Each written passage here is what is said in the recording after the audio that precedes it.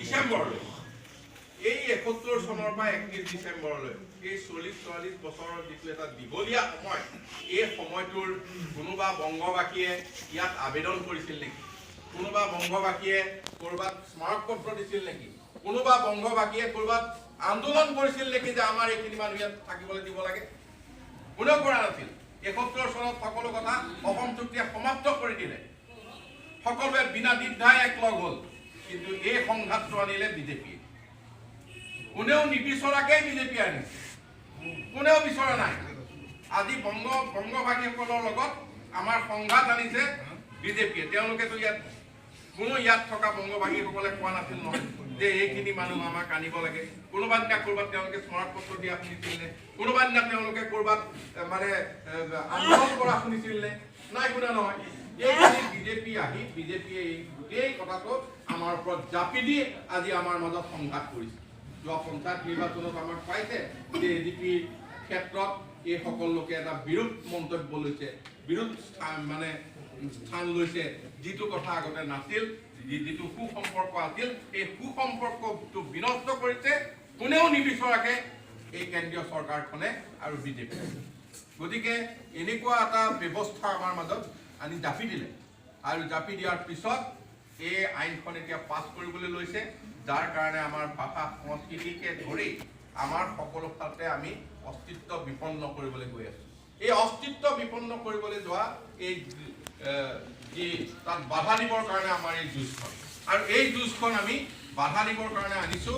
আৰু বাধা দিবৰ কাৰণে আমাৰ দলৰ সাধাৰণ সভাৰ সিদ্ধান্ত, আমাৰ দলৰ সকলো জিলা পৰ্যায়ত হোৱা সিদ্ধান্ত, এই সিদ্ধান্ত লৈ আমি ইয়াৰ বাধা দিবলৈ আগবাঢ়ি গৈছোঁ।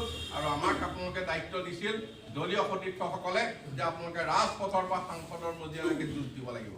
আমি ৰাজপথত যুঁজ দিছোঁ, আপোনালোক একেলগে যুঁজ দিছোঁ।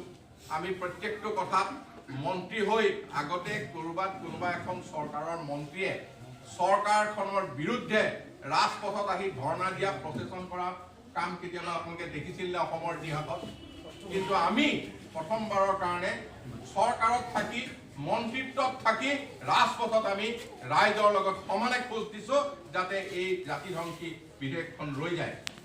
আমি আমাৰ সভাপতি অতুল বৰা ডাঙৰীয়াই মিত্ৰজোঁটৰ যিখন সভা, মিত্ৰজোঁটৰ সভাত অমিত শ্বাহৰ সন্মুখত যিমান ধৰণে প্ৰতিবাদ কৰিব লাগে সিমান ধৰণে প্ৰতিবাদ কৰি তাত সেই ফৰামখনত আমি আমাৰ দলৰ, অসমৰ ৰাইজৰ সকলো কথা আমি ব্যক্ত কৰিছোঁ। কেবিনেটত আমি ৩জন মন্ত্ৰীয়ে কেবিনেটত আমি পুৰা যুঁজ দিছোঁ। আৰু এই পুৰা যুঁজ দিয়া কথাটো বিজেপিয়ে বা সেই চৰকাৰখনে আমাক বিৰূপ প্ৰতিক্ৰিয়া কৰি আছিল। কোনদিনা পৰিষ্কাৰ কৰিলে? যেতিয়া পঞ্চায়ত ইলেকশ্যন বেলেগে খেলিলোঁ, হিমন্ত বিশ্ব শৰ্মাই সকলো কথা জল পটকৈ কৈ দিলে। আমি তেওঁলোকক মিত্ৰজোঁটৰ ফৰামত, মঞ্চত ক'বলৈ আমি অতুল বৰা ডাঙৰীয়াক মানা কৰিছিলোঁ। আমি এই মন্ত্ৰীকেইজনক আমি মানা কৰিছিলোঁ ইয়াত উলিয়াব নালাগে, কেবিনেটত উলিয়াব নালাগে। তেওঁলোকে আমাক অস্বস্তিত পেলাইছিল, তেওঁলোকে আমাক আধা ঘণ্টাৰ ওপৰত বাকযুদ্ধ কৰিছিল। সেই কথা তেওঁ কৈ দিয়া দিনাখন পৰিষ্কাৰ হ'ল। তাৰ আগলৈকে আমাক দোষাৰোপ কৰি আছিল যে তেওঁলোকে কেবিনেটত কোৱা নাই নেকি, প্ৰমীলা ৰাণী ব্ৰহ্ম ডাঙৰীয়া নেকি কওঁতে অলপ কম পাইছিল মানুহে। ঠিক তেনেকৈ আমাৰ ওপৰত ইটোৰ পিছত সিটো কথা জাপি দি তেওঁলোকে চলি আছিল। আমাৰ MP এজনো নাই। যেতিয়া MP 2জন আছিল আমাৰ, তেতিয়া সেই মাটিৰ আইনখন আপোনালোকে মনত আছে যে আমি বিৰোধ কৰিছিল। ৰাজ্যসভাত উত্থাপন কৰিবলৈ সাহস কৰা নাছিল। মন্ত্ৰীয়ে উত্থাপন কৰোঁতে আনি থাপ মাৰি ফালি পেলাইছিল। গতিকে এজিপিৰ MP যেতিয়াই